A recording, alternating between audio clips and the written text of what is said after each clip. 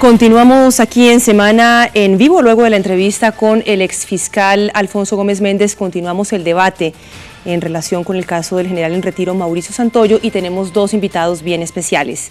Saludo a Claudia López, analista, gracias por acompañarnos. Muchas gracias, Claudia, por la invitación. Y también saludo al senador Juan Carlos Vélez. Gracias. Buenas noches, Claudia, muchas gracias por invitarme a su programa. Quiero invitarlos a ustedes dos también y a quienes nos están siguiendo a esta hora a ver el siguiente informe. El general de la policía, Mauricio Santoyo, no es el primer personaje cercano a Álvaro Uribe que termina vinculado a la mafia narcoparamilitar. La lista es larga y nutrida. El primero en la lista, su jefe del DAS, Jorge Noguera, quien fue nombrado por el entonces presidente Uribe por su cercanía personal. Hoy está condenado a 25 años de cárcel por el crimen del sociólogo Alfredo Correa de Andrés, por haber alterado la información del DAS para borrar los antecedentes de varios narcoparamilitares y por haber alterado también los resultados electorales en Magdalena con el propósito de favorecer a candidatos de los paramilitares en las elecciones de 2002, cuando él se desempeñaba como asesor de la campaña de Uribe en ese departamento. El segundo en la lista, Mario Uribe, su primo hermano y con quien hizo política en Antioquia, está condenado a 7 años por haber promovido grupos paramilitares. El tercero, Miguel de la Espriella, amigo personal y senador por el Partido Colombia Democrática, fue condenado a 3 años por parapolítica. Le siguen Rocío Arias y Eleonora Pineda, dos uribistas pura sangre, terminaron condenadas a 3 años por parapolítica. En la lista también están el general retirado Rito Alejo del Río, actualmente preso, acusado de asesinar y descuartizar al campesino Marino López. Es investigado por sus nexos con los grupos paramilitares antioqueños.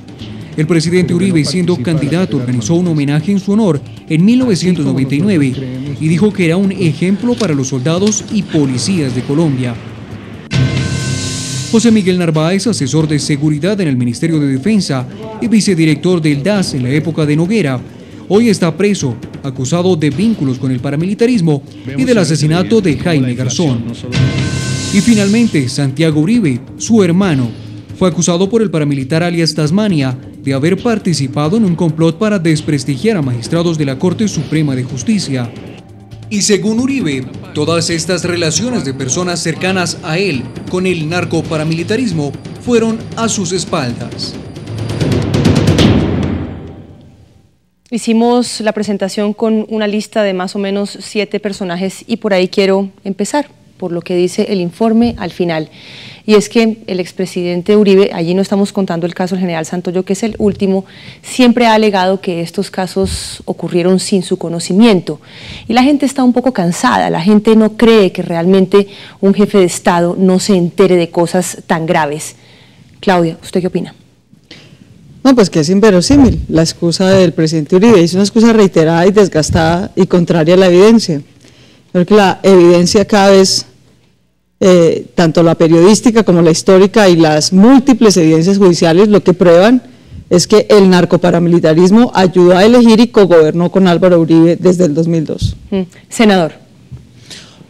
Pues primero que todo, en este momento no existe una prueba que pueda decir claramente de que el expresidente Uribe tuvo algún vínculo con los paramilitares. Él lo viene diciendo hace mucho tiempo, que él asegura y que al país le respondería en el momento que apareciera una prueba en ese sentido, y yo le creo al expresidente Uribe, o sea, yo le creo a él en el sentido de que él no tiene ningún vínculo con el paramilitarismo. Todos estos casos que acaban de presentar, pues hay casos que se presentaron, tal vez el único, el del DAS con Noguera en su gobierno, pero los otros son casos de relaciones con el paramilitarismo antes de que él fuera presidente. Si vamos a hablar de Rito Alejo del Río, si vamos a hablar de Eleonora Pineda, Rocío Arias, del mismo Mario Uribe, del mismo Miguelito Guerra, bueno, todos estos casos y los tantos otros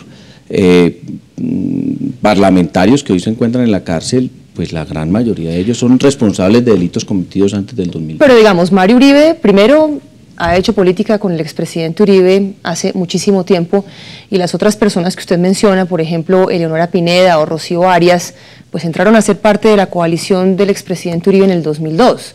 decir, no estamos hablando necesariamente de gente que se le hubieran descubierto los nexos durante el gobierno, pero sí ya tenían un pasado y terminan vinculándose a la figura del expresidente Uribe.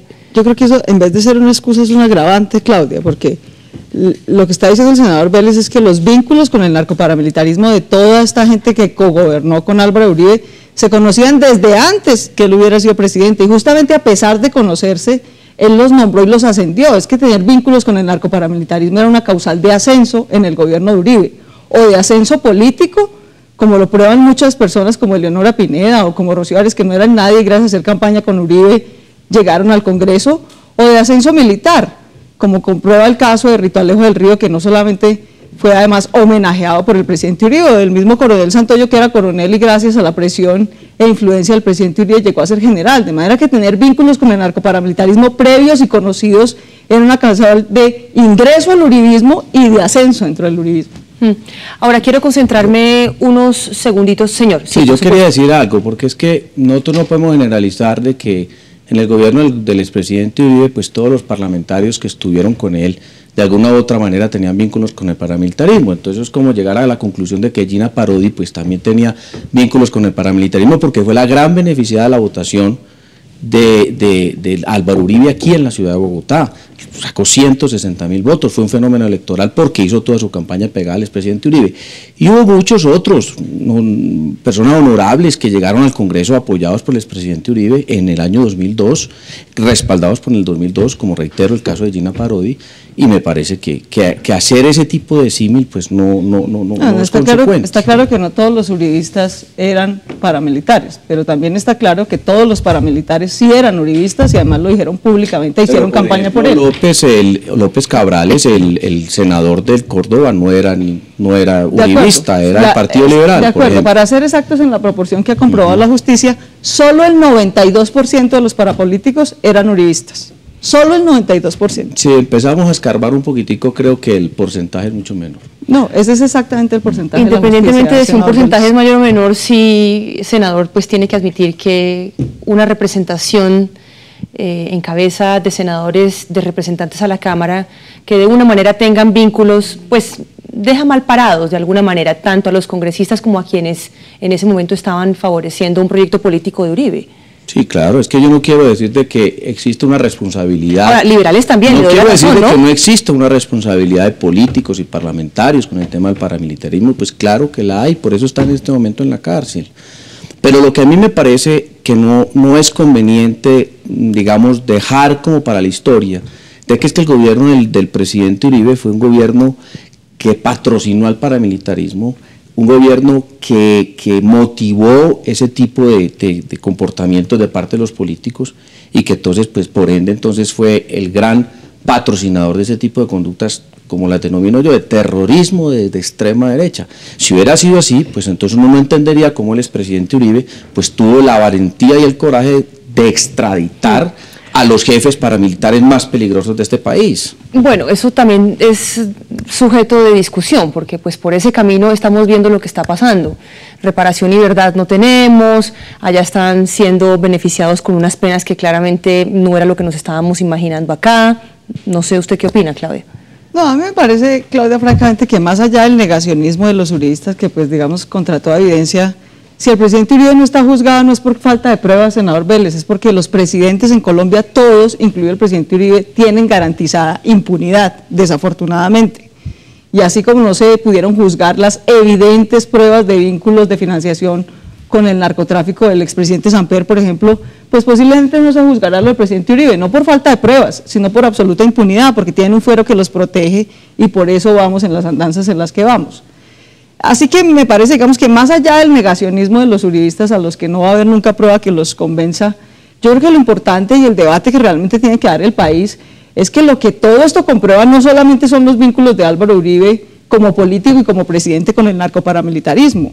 Lo más grave, creo yo, es que todo esto comprueba que la famosa política de seguridad democrática no fue otra cosa que amparar y legitimar al paramilitarismo con la excusa y la ejecutoria de que se estaba debilitando las FARC. Entonces yo sí creo que ese es el debate importante. Si en Colombia vamos a mantener una política de seguridad que consiste en amparar y legitimar a unos bandidos y unos delincuentes a cuenta de que le estamos dando a otros. Yo sí creo que lo que esto demuestra es que Colombia tiene que renunciar y que acabar de una vez por todas con eso que se llama seguridad democrática, que en la práctica ha sido una seguridad paramilitar para darle a las FARC. Y yo creo que los colombianos no tenemos por qué escoger entre bandidos. Tenemos que lograr que haya un Estado que sea igualmente eficaz contra todas las formas de delincuencia organizada, llámense guerrilla o narcotraficantes o narcoparamilitares. Detengámonos unos minuticos, bueno, pero antes, ahora el tema es que se me acaba de ocurrir una cosa sobre la base de lo que usted acaba de decir. ¿Habría que acabar con la seguridad democrática?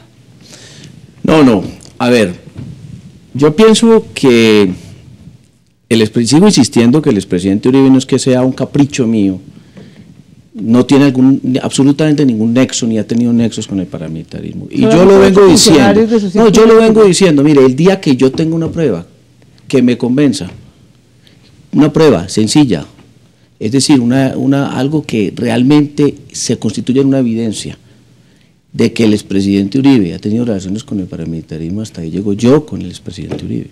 Y lo vengo diciendo desde hace mucho tiempo. Yo le creo al expresidente Uribe. No, y está muy bien que le crean, parece que es completamente el tema de la seguridad legítimo. democrática. La seguridad democrática es una política clara, precisa, que buscó en primera instancia acabar con el terrorismo de izquierda y en segunda instancia acabar con el terrorismo de derecha. Lo logró, digamos, frente al terrorismo de derecha en su momento, que fue la desmovilización de los paramilitares de esa época. Bueno, pero también eso también lo logró en ese momento, que después se hayan transformado otras cosas, no, esa es otra cosa. Pero frente al terrorismo de izquierda, por ejemplo, las guerrillas, que en este país prácticamente dominaban en una tercera parte del territorio, pues las condiciones en que quedaron, sobre todo las FARC y el ELN, al terminar el gobierno del expresidente Uribe, pues fueron otras muy diferentes a las que él encontró en el año 2002 cuando llegó a la presidencia. Así que la política de seguridad democrática es bien importante, es una estrategia para combatir a estos extremas, tanto de derecha como de izquierda, y que a mi modo de ver produjo sus resultados, que no los óptimos, no erradicó en su totalidad a la guerrilla y que de pronto de alguna manera algunos paramilitares volvieron a sus andanzas y se transformaron en lo que se conocen hoy como bandas criminales, pero que para la gran mayoría de los colombianos la situación sí fue muy diferente cuando terminó el gobierno del expresidente Uribe que cuando empezó. Lo oigo hablando como candidato, senador. No, yo estoy defendiendo unas tesis que desde hace tiempo defiendo. Vamos a hacer una pausa, estamos con el senador Juan Carlos Vélez y con Claudia López analizando lo que está ocurriendo no solamente con el caso del general en retiro Mauricio Santoyo, en quien nos concentraremos después de la pausa.